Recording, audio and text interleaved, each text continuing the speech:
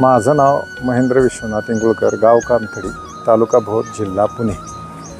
आम्ही persistent फाउंडेशनतर्फे Baramati ecosystem ह्या कंपनीचा आम्ही बायोगॅस बसवलेला आहे.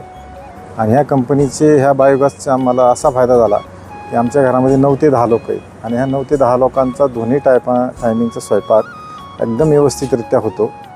महिन्याची जवळजवळ एका सिलेंडरचे नाही म्हणले तरी 1000-1200 रुपये वाचतात. आणि दुसरा फायदा असायचा की त्याच्यापासून जी स्लरी निघते त्या स्लरीचा पण इथे शेजारी तुम्ही पाहत असाल आणि घासाला ते सोडलेलं आहे, त्या स्लरीचा पण चांगला फायदा त्यामध्ये होतो.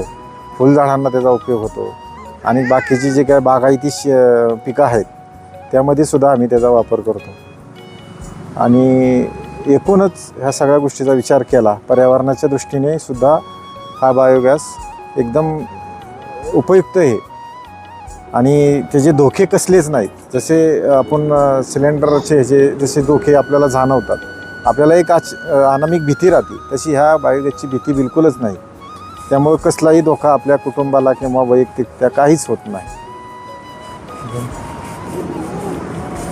आमच्या ह्या बायोगॅसपासून संयंत्र बसवलेलं आहे या ठिकाणापासून आमचं जे घर आहे ते एक 100 ते 125 फुटापर्यंत आहे.